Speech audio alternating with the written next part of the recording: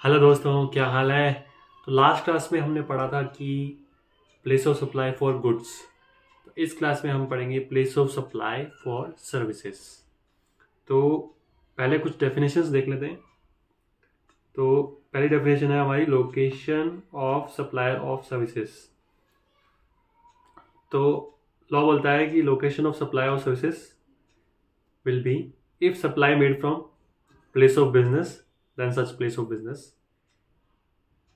if supply made from any other fixed establishment branch office, अगर supply branch office से की गई then such branch office, और if supply made from both like place of business और fixed establishment दोनों से supply हो रही है तो whichever is more connected, and अगर ये तीनों ही नहीं है तो आपका residence will be location of supply of services. Similarly location of recipient of services same रहेगा। अगर सप्लाई रिसीव हुई है प्लेस ऑफ बिजनेस पे, हेड ऑफिस पे, तो लोकेशन ऑफ रेसिपिएंट हो जाएगा place of business head office. If supply receive हुई है कोई अदर फिक्स्ड एस्टेब्लिशमेंट पे, ब्रांच ऑफिस, तो लोकेशन ऑफ रेसिपिएंट हो जाएगा ब्रांच ऑफिस। और सप्लाई रिसीव हो रही है एक से ज़्यादा जगह पे, जैसे कि प्लेस ऑफ बिजनेस और fixed establishment, then whichever is more connected will be the location of recipient of services, and in absence of any of these, residence। ये दो डेफिनेशन इंपॉर्टेंट थी for services. Now we will be covering provisions relating to services. तो पहला provision है general rule, section 12 section 2।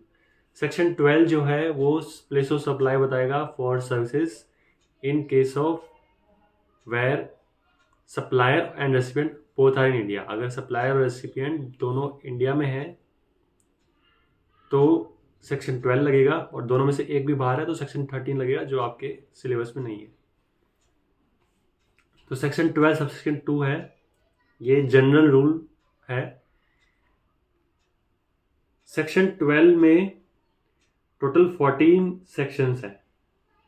So section 12(3) से लेकर 12(14) तक अगर अप्लाई नहीं होते हैं, सेक्शन सबसे पहले हम देखेंगे कोई भी ट्रांजैक्शन सेक्शन 12(3) से 12(14) में आ रहा है या नहीं आ रहा है। अगर 12(3) से 12(14) में नहीं आ रहा तो ये सेक्शन 12(2) लगेगा आपका, जो कि एक रेजिडुअरी प्रोविजन है। सेक्शन 12(2) क्या बोलता है, अगर सप्लाई हुई है रजिस्टर्ड पर्सन को, if supply is made to registered person, B2B supply है, then location of recipient will be place of supply. और अगर सप्लाई हुई है अनरजिस्टर्ड पर्सन को, B2C है, तो हम पहले चेक करेंगे कि एड्रेस ऑफ रेसिपिएंट अवेलेबल है कि नहीं है। अगर अवेलेबल है तो location of recipient will be place of supply. अगर अवेलेबल नहीं है तो लोकेशन ऑफ सप्लाई ले लेंगे। सिंपल, फिर से देख लो। पहले चेक करेंगे B2B सप्लाई है कि B2C सप्लाई है। B2B सप्लाई है, अगर रेसिपिएंट का B2B सप्लाई है तो रेसिपिएंट का लोकेशन ले लेंगे, डायरेक्ट अवेलेबल होगा। B2C सप्लाई है, अनरजिस्टर्ड पर्सन को सप्लाई करिए, तो पहले चेक करेंगे रेसिपिएंट का एड्रेस अवेलेबल है। अगर अवेलेबल है तो लोकेशन ऑफ रेसिपिएंट, नहीं है तो लोकेशन ऑफ सप्लाई है। आगे बढ़ते हैं। सेक्शन 12(3) सेक्शन 12(3) है इमूवेबल प्रॉपर्टी से रिलेटेड सर्विसेज के बारे में। तो इसमें पहले मैं टाइप्स ऑफ सर्विसेज बताता हूँ। पहली है services in relation to an immovable property by architects, interior decorators, surveyors, engineers. तो बिल्डिंग बनाने से रिलेटेड सर्विसेज होगी। आप इसे आर्किटेक्ट आपका बिल्डिंग का नक्शा बनाएगा, इंटीरियर डेकोरेटर जो बिल्डिंग बनने के बाद अंदर के डिज़ाइन करता है, फिर सर्वेयर्स, इंजीनियर्स जो साइट का सर्वे करते हैं, साइट की प्लानिंग करते हैं। फिर दूसरी है grant of right to use immovability. अगर आप किसी को अपनी इमूवेबिलिटी यूज करने के लिए दे रहे हैं, राइट टू यूज दे रहे हैं without transfer of right of ownership, तो जो रेंट आएगा, जो लीज आएगा, वो सर्विस भी यहाँ कवर्ड है। उसके बाद है lodging accommodation in hotel, in guest house, home stay, club, camp site, house boat and others. Lodging accommodation में थोड़े टाइम के लिए रहना। होटल, इन गेस्ट हाउस, तो ये वाले तो आपके हो गए जो फिक्स्ड जगह होती है। फिर आगे आपके home stay, club, camp site, जो कैंप जो हो गया, आप तंबू कहीं भी लगा दो तो वो वाले हो गए। हाउस बोट एनी वेसल, वैसे तो हाउस बोट इमूवेबल प्रॉपर्टी नहीं है क्योंकि वो मूव हो रही है, एक जगह से दूसरी जगह जा रही है, लेकिन फॉर दिस सेक्शन उसको as a immovable property treat करते हुए ये इस सेक्शन से हम उसका प्लेस ऑफ सप्लाई डिटरमाइन करेंगे। या एनी अदर वेसल, कोई शिप भी हो सकता है, कोई क्रूज भी हो सकता है। उसके बाद आता है सेक्शन ये डी, फिर accommodation in any immovable property for organising, अगर marriage, social function, official function, cultural, business function, तो अगर एक कोई मैरिज हॉल रेंट पे दिया या कोई होटल में एक कॉन्फ्रेंस रूम, बड़ा हॉल आपने रेंट पे दिया फॉर ऑफिशियल फंक्शन, जैसे कि कोई कंपनी की मीटिंग हो गई, कंपनी का कोई कॉन्फ्रेंस हो गया, सोशल फंक्शन जैसे कि एंगेजमेंट हो गई, कल्चरल फंक्शन हो गए, बिजनेस फंक्शन हो गए कोई, या मैरिज हो गई, तो ये सारी भी इसी सेक्शन में कवर्ड है। और any services ancillary to above services, कोई भी सर्विस जो एंसिलरी है टू अबव 4 सर्विसेज, मतलब जैसे आपने मैरिज हॉल बुक किया, मैरिज हॉल की सर्विस ली, उसमें अब साथ में केटरिंग की सर्विस भी दे दी उन्होंने, तो वो एंसिलरी सर्विस हो गई, तो वो भी यहीं कवर्ड होगी यही रूल के हिसाब से। तो इस सेक्शन में बताया गया प्लेस ऑफ सप्लाई किस तरह से डिटरमाइन करेंगे। अगर immovable property, boat, vessel India में है तो लोकेशन ले लेंगे उन सब की, location of such immovable property, boat, vessel. अगर वो आउटसाइड इंडिया है तो लोकेशन ऑफ रेसिपिएंट ले लेंगे। ये ध्यान रखना है कि यहाँ पे सप्लायर की लोकेशन एंड रेसिपिएंट की लोकेशन, दोनों की लोकेशन तो इंडिया में ही है, इमूवेबल प्रॉपर्टी की लोकेशन बाहर है, तो ये सेक्शन लगेगा। अगर इन दोनों में से किसी एक की भी बाहर हो गई तो ये सेक्शन नहीं लगेगा, फिर सेक्शन 13 में चला जाएगा जो आपके सिलेबस में है नहीं। तो क्वेश्चन आपका आएगा तो ये सेक्शन लगेगा ही लगेगा, क्योंकि क्वेश्चन आपको जब भी देंगे तो ये सेक्शन लग रहा होगा। तो सप्लाई रेसिपिएंट दोनों इंडिया में, इमूवेबल प्रॉपर्टी आपकी बाहर है। जैसे आपने आर्किटेक्ट की सर्विसेज ली और आपकी जिस प्रॉपर्टी के लिए सर्विसेज ली वो आपकी इंग्लैंड में है, तो वो location of recipient will be place of supply, क्योंकि प्रॉपर्टी इंग्लैंड में है तो प्लेस ऑफ सप्लाई इंग्लैंड की नहीं बनाएंगे, यहीं बनाएंगे, इंडिया में ही बनाएंगे। और जो लोकेशन ऑफ रेसिपिएंट होगी, दिल्ली होगी, मुंबई होगी, उसको बनाएंगे प्लेस ऑफ सप्लाई। फिर in case immovable property does not exist then where it is intended to be located. मान लो मैं एक बिल्डिंग बनाना चाहता हूँ, ठीक है, बिल्डिंग। अब मैंने इस बिल्डिंग के लिए आर्किटेक्ट की सर्विस ली, इसका एक प्रोटोटाइप बनवाया, इसका एक नक्शा बनवाया, एक मिनिएचर बिल्डिंग का बनवाया उससे। तो इसमें अभी तो बिल्डिंग बनी नहीं है तो इसकी लोकेशन ऑफ बिल्डिंग नहीं ले सकते, लेकिन मेरे दिमाग में तो है कि मैं कहाँ बिल्डिंग बनाऊंगा। मैं दिल्ली में बनाऊंगा, मुंबई में बनाऊंगा, राजस्थान में बनाऊंगा, गुजरात में बनाऊंगा। तो मेरे दिमाग में जो है कि मैं जहाँ बिल्डिंग बनाऊंगा, मैंने जो सोच रखा है, जहाँ मेरी ज़मीन है, तो location where it is intended to be located, मतलब मेरे दिमाग में जो है जहाँ मैं बिल्डिंग बनवाऊंगा वो location will be place of supply. उसके बाद इन case of immovable property, boat, vessel services in more than 1 state UT. अब क्या है जी कि मान लो आपकी इमूवेबल प्रॉपर्टी एक से ज़्यादा जगह पे हो सकता है, जैसे कि आपने कोई रोड बनवाई तो रोड आपकी दिल्ली से चली और मुंबई तक गई, तो इसमें आपका दिल्ली स्टेट भी आ गया और आपका महाराष्ट्र स्टेट भी आ गया। तो आपकी जो इमूवेबल प्रॉपर्टी, जो कि रोड की जो लोकेशन है, वो एक से ज़्यादा स्टेट में हो गई। तो इसमें हम किस तरह से डिटरमाइन करेंगे प्लेस ऑफ सप्लाई क्या बनेगा और क्या अमाउंट रहेगा, तो उसके प्रोविजन समझते हैं। तो लॉ कहता है कि प्रोपोर्शनेट वैल्यू ले लो एज पर कॉन्ट्रैक्ट। पहला तो लॉ ये बोलता है प्रोपोर्शनेट वैल्यू ले लो एज पर कॉन्ट्रैक्ट। तो आपका जो कॉन्ट्रैक्ट होगा सर्विस का, उसमें आपने वैल्यू अगर लिखी गई है कि इस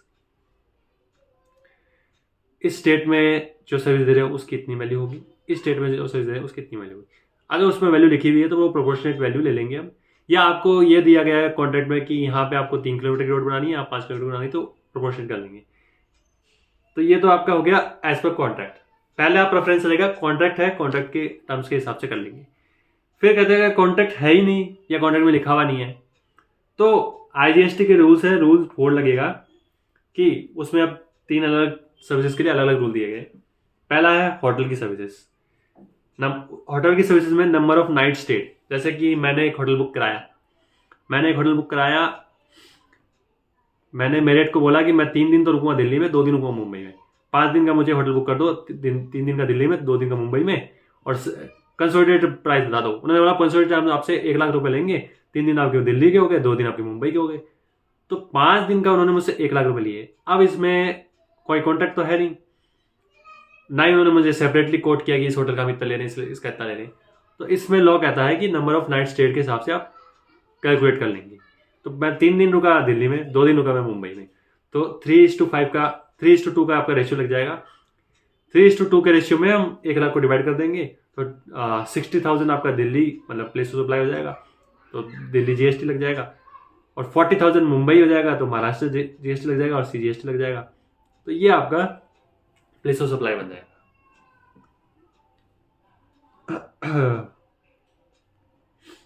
उसके बाद आता है आपका हाउस बोट वेसल। तो इसमें लॉ कहता है कि time spent in each state. जैसे मैं एग्जांपल से समझाता हूं,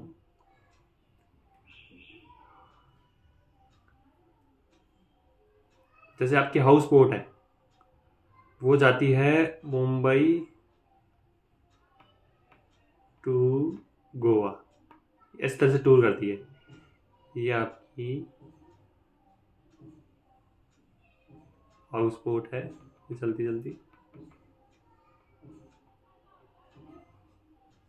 मुंबई टू गोवा टूर करती है। तो टाइम स्पेंड इन, अब जैसे आपने हाउस बोट की बुकिंग कराई, अब मुंबई में वो रही 4 घंटे और गोवा में रही 2 घंटे।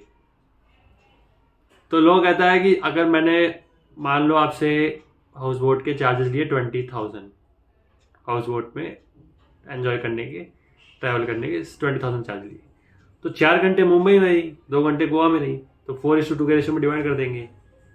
तो 20,000 डिवाइड बाई 3 × 2:1 का रेशियो हो गया आपका। तो 20,000 डिवाइड बाई 3 × 2 लगभग 12 के इधर आ जाएगा, और 13 और 7 ले लो, 13 और 7 अप्रोक्सीमेट ले लेते हैं हम। 13 के तो आपका लग जाएगा मुंबई GST, और 7 के लग जाएगा आपका गोवा GST। ठीक है। फिर आता है other services. Other services area of immovability in each state. तो ये उस केस में है जैसे कि मान लो आपका होटल कोई बॉर्डर पे बना हुआ है, या कोई इमूवेबिलिटी बॉर्डर पे, जैसे कि एक होटल है या एक मैरिज हॉल समझ लो, एक मैरिज हॉल है जो राजस्थान और हरियाणा के बॉर्डर पे है। मान लो आपका होटल मतलब मैरिज हॉल जो है 10,000 स्क्वायर फीट का है, और 3,000 स्क्वायर फीट वो राजस्थान में है, और 7,000 स्क्वायर फीट हरियाणा में है। तो अगर आपने पूरा मैरिज हॉल बुक किया है, तो हम इस रेशियो में 3,000 और 7,000 3:7 के रेशियो में जो भी आपका कॉन्ट्रैक्ट वैल्यू होगी, जो भी आपका सप्लाई की वैल्यू होगी, उसको बाइफरकेट करके GST लगाएंगे हरियाणा का और राजस्थान का। सिंपल। फिर आता है फिर एक क्लैरिफिकेशन है, clarification regarding advertising on billboards hoardings. तो होता क्या है कि जैसे आप रोड पे देखते हो कि बिलबोर्ड्स लगे रहते हैं, उस पर बड़े बड़े बिलबोर्ड्स होते हैं आपके, उस पर एडवर्टाइजमेंट होता है। जैसे कि आपने शोरूम्स का देखा होगा, लहंगे का, या कभी कभी मूवी का, इन सब का एडवर्टाइजमेंट आपने देखा है रोड पे, बिलबोर्ड्स, बड़े बड़े बिलबोर्ड्स लगे होते हैं। तो जो ये बिलबोर्ड्स की जो सर्विसेज हैं, उस पर दिक्कत क्या आ रही है कि जैसे कभी 2 केस होते हैं। एक केस होता है कि बिलबोर्ड्स जिसका है उसने एडवर्टाइजिंग कंपनी को अपना बिलबोर्ड्स यूज़ करने के लिए दे दिया। अब आपको ही मुझे ही एडवर्टाइजमेंट लगाना है, मैं जब चाहूँ लगाऊँ, जब चाहे उतारूँ, सब कुछ मुझे ही करना है। बस उन्होंने तो रेंट ले रहे हैं वो for using the space on billboard. दूसरा केस ये आता है कि बिलबोर्ड वेंडर का है, एडवर्टाइजमेंट मैं बता रहा हूँ कि मुझे इस लोकेशन में रहेंगे, बिलबोर्ड सारे वेंडर के हैं और वो एडवर्टाइजमेंट भी वही कर रहा है। मैं तो बस ये बता रहा हूँ कि मुझे दिल्ली में एडवर्टाइजमेंट करना है, बिलबोर्ड्स पे करना है, तो अब बिलबोर्ड्स उसके हैं, वो कहीं से अरेंज करेगा, बस मैं एडवर्टाइजमेंट भी लगाएगा भी वही, उतारेगा भी वही, सब कुछ वही करेगा। तो ये दो अलग टाइप की सर्विसेज है। तो क्लैरिफिकेशन मांगा गया गवर्नमेंट से कि इनमें से कौन सी वाली इमूवेबल प्रॉपर्टी सर्विसेज बनेगी और कौन सी वाली नहीं बनेगी। तो क्लैरिफिकेशन यही है कि जहां sale of space, right to use space on hoardings, इसमें मेन इंपॉर्टेंट पॉइंट है कंट्रोल। तो जहां आपका फर्स्ट वाली जो सेल ऑफ स्पेस हो रहा है, जैसे कि बिलबोर्ड्स मैंने वेंडर से ले लिए, मान लो एक एडवर्टाइजिंग कंपनी ने बिलबोर्ड्स वेंडर से ले लिए, अब उस पर एडवर्टाइजिंग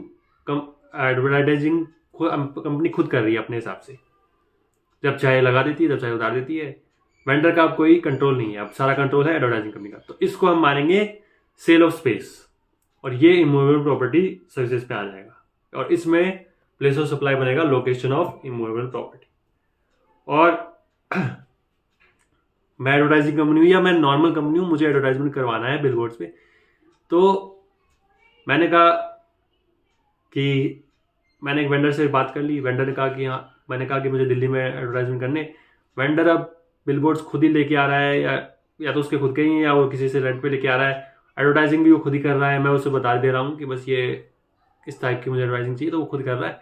तो इसमें कंट्रोल जो है सारा वेंडर का है। तो इस केस में ये इमूवेबल प्रॉपर्टी वाला सेक्शन नहीं लगेगा, इसमें नॉर्मल जो सेक्शन 12 सबसेक्शन 2 लग जाएगा कि अगर रजिस्टर्ड पर्सन है तो लोकेशन ऑफ रेसिपिएंट, और अगर B2C सप्लाई है तो पहली प्रेफरेंस रहेगी, अगर एड्रेस है तो लोकेशन रेसिपिएंट, नहीं है तो लोकेशन ऑफ सप्लाई।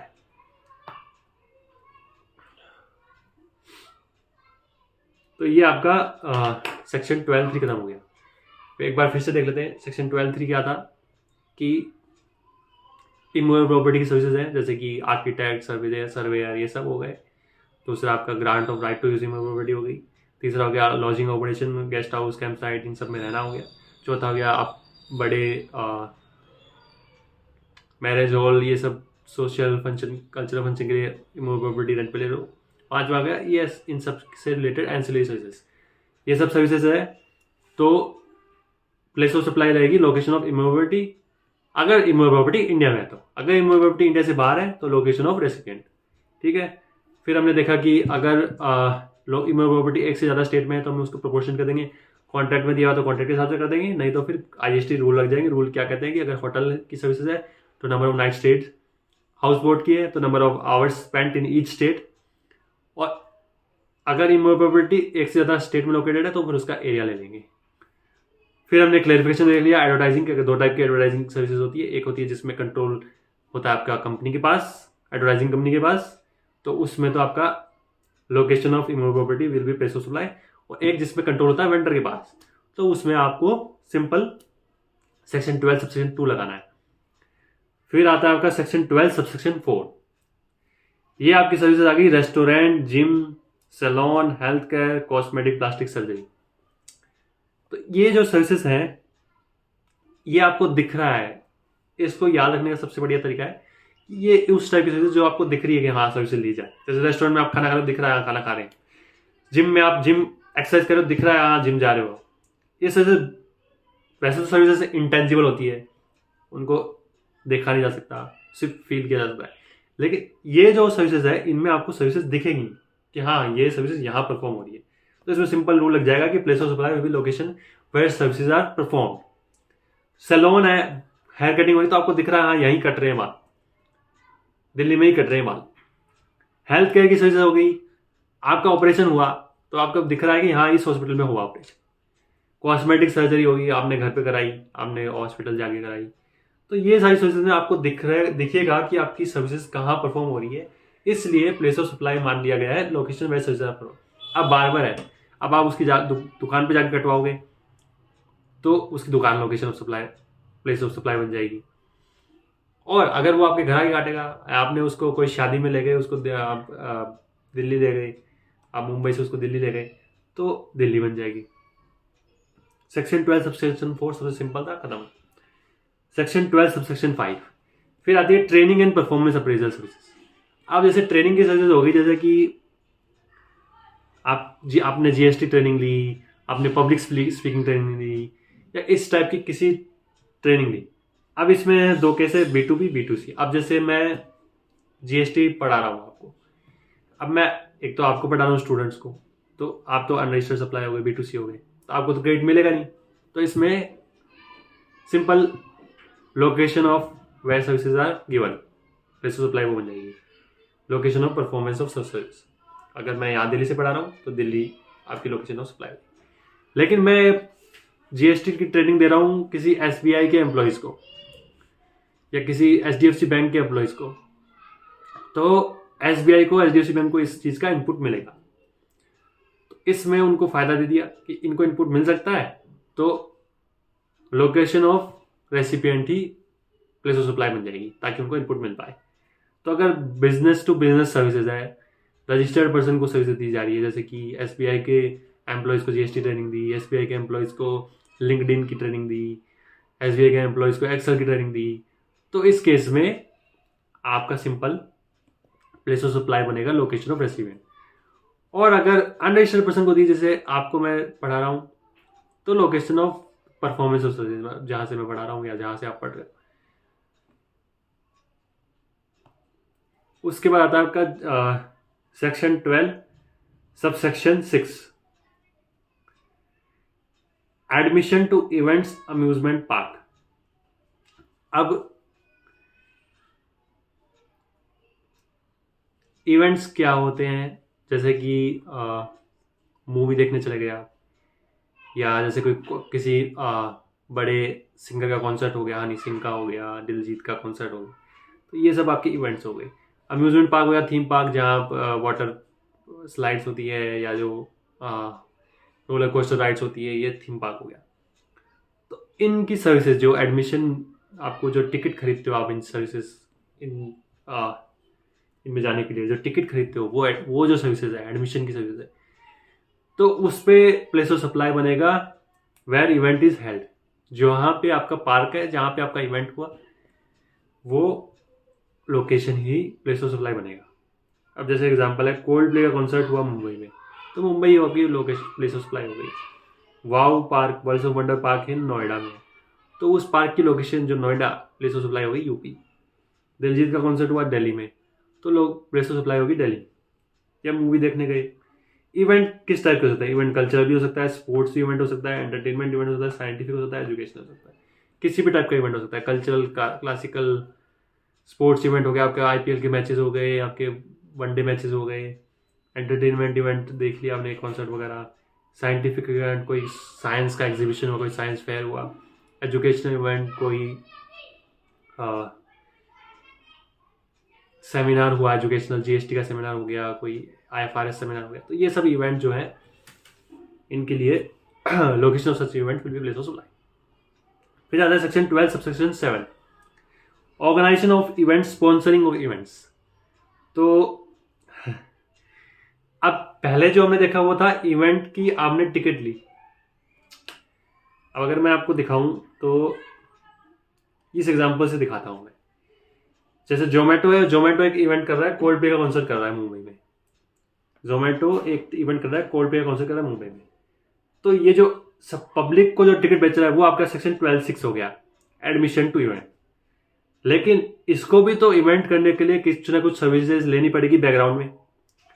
वो जो सर्विसेज ये बैकग्राउंड में लेगा, तो अब ये एबीसी एक कंपनी है इवेंट मैनेजमेंट की, उससे जो सर्विसेज ले रहा है, इवेंट मैनेजमेंट की जो सर्विसेज ले रहा है जोमेटो, वो कवर्ड है section 12 subsection 7 organisation of event.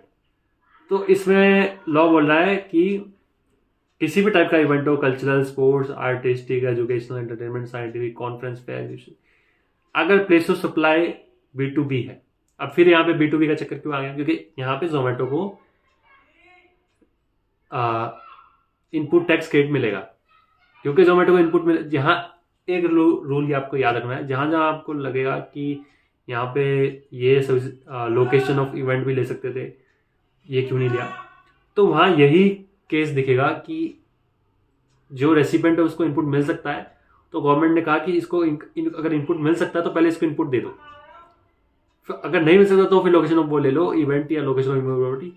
तो इस टाइप के कुछ कुछ ऐसे केस आएंगे जिसमें आपको थोड़ा याद रखना पड़ेगा कि पहले हम रेसिपेंट की लोकेशन को मान रहे हैं, प्रेफरेंस दे रहे हैं, क्योंकि इनपुट मिल सकता है वहाँ पे। तो यहाँ पे जोमेटो को इनपुट मिल सकता है, तो B2B सप्लाई है, business to business, ABC company business हो गया, जोमेटो बिजनेस हो गया, ABC ने बिजनेस को दी। तो लोकेशन ऑफ रेसिपेंट, जोमेटो की जो लोकेशन है, जोमेटो अब मुंबई में कौन सा कराया, हो सकता है वो दिल्ली में रजिस्टर्ड हो, दिल्ली हो जाएगी, अगर मुंबई में रजिस्टर्ड तो मुंबई में। और अगर B2C सप्लाई है इन इंडिया तो location of event, outside India तो लोकेशन ऑफ रेसिपेंट। अगर इंडिया में इवेंट हो रहा है तब तो कोई दिक्कत ही नहीं है, लोकेशन ऑफ, अगर B2B है तो सीधा रेसिपेंट, नहीं तो location of event. Outside India रहा तो फिर लोकेशन ऑफ रेसिपेंट लेंगे, चाहे B2B हो चाहे B2C। अब ABC कंपनी जो इवेंट मैनेजमेंट की सर्विसेज दे रही है जोमेटो को, उसमें अगर ABC कंपनी दिल्ली की है और जोमेटो यहाँ पे मैं मान रहा हूँ मुंबई का है, तो B2B सप्लाई है, तो इसमें IGST लग जाएगा, ये दिल्ली टू मुंबई, ये इंटर स्टेट सप्लाई हो गई। और जोमेटो मुंबई में, और यहाँ पे 12/7 लगेगा इस केस में, सॉरी 12/6 लगेगा, 12/6, और यहाँ 12/7 लग गया आपका।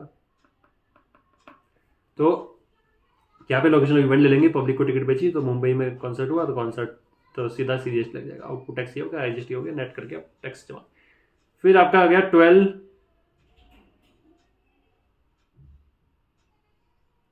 फिर हाँ 12/7 में एक चीज और थी, स्पॉन्सरिंग ऑफ इवेंट्स। स्पॉन्सरिंग क्या होती है जी?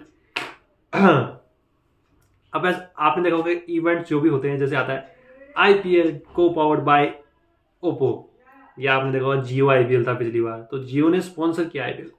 स्पॉन्सर में होता क्या है कि जैसे कोई भी इवेंट है उसमें आप जो ब्रांड का नेम बार बार दिखाया जाता है, वो IPL से पहले लिख दिया आपने जियो IPL, जब कमेंट्री भी की जाती है तो जियो IPL बोलते हैं वो। तो ये जो ब्रांड का नेम को एडवर्टाइज किया जा रहा है, पब्लिसाइज किया जा रहा है, उसको हम बोलते हैं स्पॉन्सरशिप। उसके लिए वो जियो पैसे देता है IPL को, BCCI को। तो ये जो स्पॉन्सरशिप की सर्विसेज है, इसमें भी अगर B2B सप्लाई है तो लोकेशन ऑफ रेसिपेंट ले लेंगे, और B2C सप्लाई है इन इंडिया तो लोकेशन ऑफ इवेंट, और आउटसाइड इंडिया तो लोकेशन ऑफ रेसिपेंट। फिर सेक्शन 12(8) टू सेक्शन 12(10), ये तीनों एक साथ कवर किए हैं मैंने, और ये तीनों आपके ट्रांसपोर्ट से रिलेटेड है, ट्रांसपोर्टेशन की सर्विसेज से रिलेटेड। तो ट्रांसपोर्टेशन किस किस चीज का सकता है? देखो 12(8) है ट्रांसपोर्टेशन ऑफ गुड्स का, 12(9) है ट्रांसपोर्टेशन ऑफ पैसेंजर्स का, और 12(10) है services supplied on border conveyance. मतलब ट्रेन के अंदर कोई सर्विस दी, वेसल के अंदर कोई सर्विस दी, कार के अंदर कोई सर्विस दी, तो वो सेक्शन 12(10) में कवर है। सॉरी, तो 12(8), 12(9), 12(10) तीनों एक साथ कवर करेंगे। सबसे पहले 12(8), 12(9), 12(10) तीनों एक साथ कवर करते हैं। Transport of goods, passengers, services supplied on goods. तो गुड्स और पैसेंजर्स में क्या बोल रहे हैं कि अगर रजिस्टर्ड पर्सन को सप्लाई करेंगे, मतलब B2B सप्लाई, तो पहले प्रेफरेंस अपनी वही लोकेशन ऑफ रेसिपेंट ले लेंगे। और अनरजिस्टर्ड पर्सन को सप्लाई कर रहे हैं, यानी B2C सप्लाई, तो place from where goods are loaded. Goods के केस में जहां गुड्स लोड किए, जहां से गुड्स लोड किए आपके, जैसे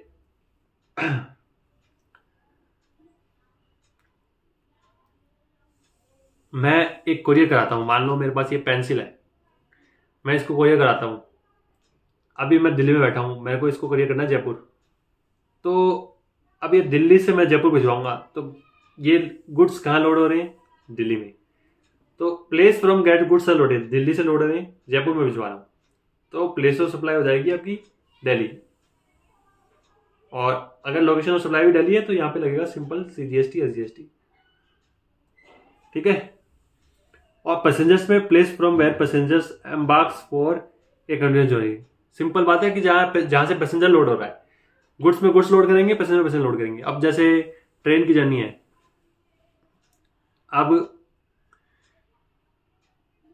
ट्रेन चल रही है आपकी दिल्ली से मुंबई, और रास्ते में मैं बैठ गया, एमपी से बैठ गया मैं, रास्ते में मान लो एमपी आ रहा है, या गुजरात से बैठ गया, गुजरात आ रहा है, मैं वडोदरा से बैठ गया, तो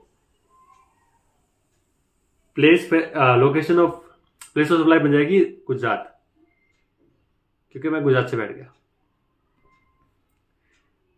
फिर आ गया आपका services supplied on board a convince.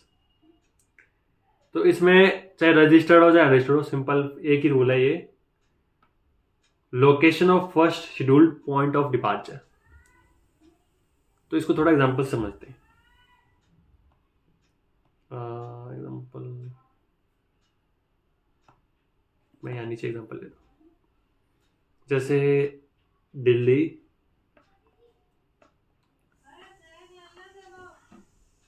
Mumbai, ये ट्रेन जा रही है दिल्ली से मुंबई, ठीक है। अब यहाँ के ट्रेन के अंदर आपको कैटरिंग की सर्विस दे दी, जैसे कैटरिंग की सर्विसेज दे दी, तो मैं चढ़ा वडोदरा से और मैंने कैटरिंग की सर्विसेज ली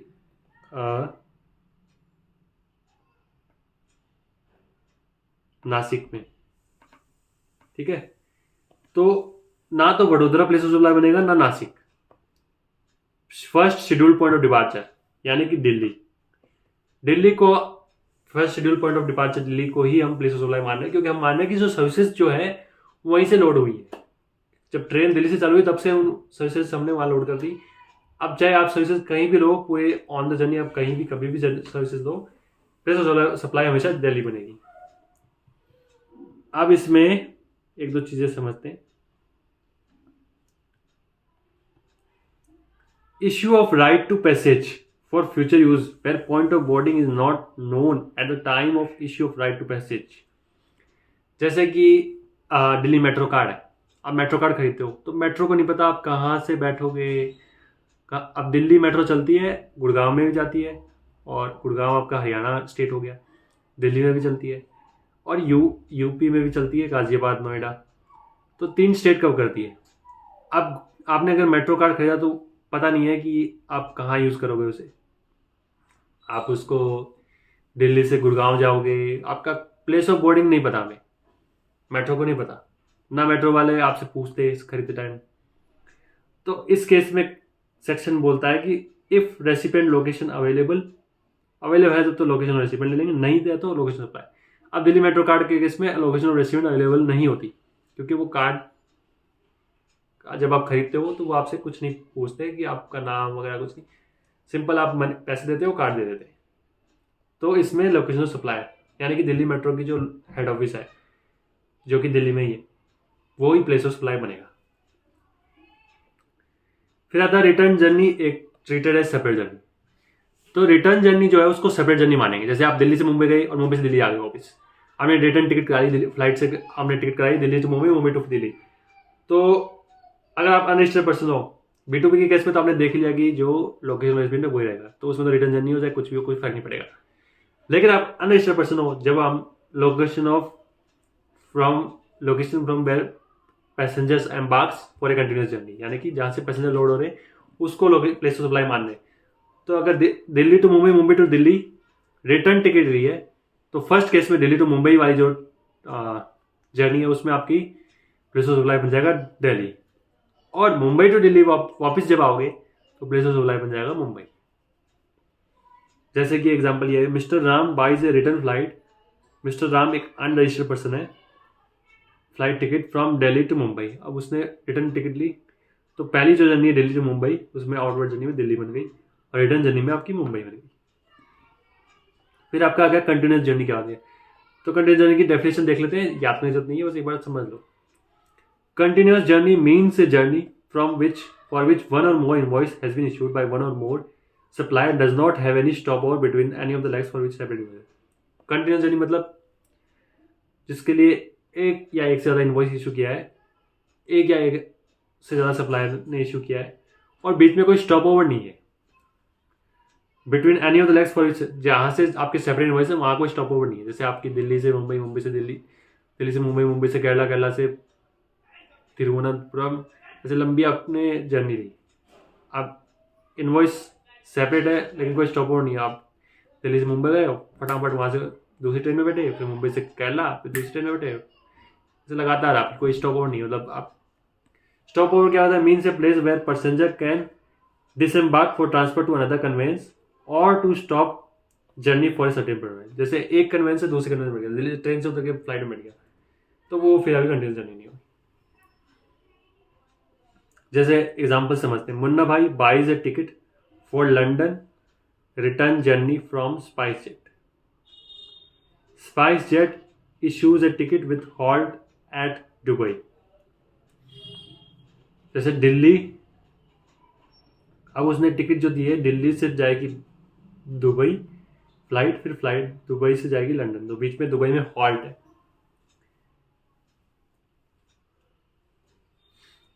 और फिर लंदन से वापस आएगी दुबई से दिल्ली। अगर एक टिकट इशू किया है Delhi to Dubai to London, तो आपकी ये कंटिन्यूस जर्नी हो जाएगी और प्लेस ऑफ सप्लाई हो जाएगा आपका दिल्ली। ठीक है। और अगर दो टिकट इशू किए हैं दिल्ली से दुबई एंड दुबई से लंदन, ठीक है, दो टिकट इशू किए हैं दिल्ली से दुबई, दुबई से लंदन, और इसमें आपका स्टॉप ओवर हो गया, इसका मतलब अगर दो टिकट इशू हुए क्योंकि आप दुबई में रुक रहे हो तो स्टॉप, आपकी जर्नी थोड़ी ब्रेक हो गई। और इसमें लिखा, जैसे यहाँ पे डेफिनेशन लिखा हुआ है कि have any stop over, does not have any stop over between any of the legs for which separate invoice. अगर सेपरेट इन्वॉइस इशू किया किसी चीज़ के लिए और उसमें स्टॉप ओवर आ गया तो हम उसको फिर कंटिन्यूस जर्नी नहीं मानेंगे।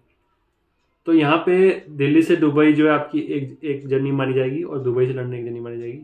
और यहाँ इस प्लेस में तो बन जाएगा स्पेस ऑफ सप्लाई दिल्ली, और इसमें बन जाएगा दुबई, तो जो कि आउटसाइड रहेगा, तो वो एक्सपोर्ट में चला जाएगा, वो अभी आपके सिलेबस में नहीं। तो अभी तक इतना कवर कर लिया हमने। अब 2-3 सेक्शन रह गए हैं, सेक्शन 12, 11 से 14, जो नेक्स्ट वीडियो में कवर करेंगे। Thank you.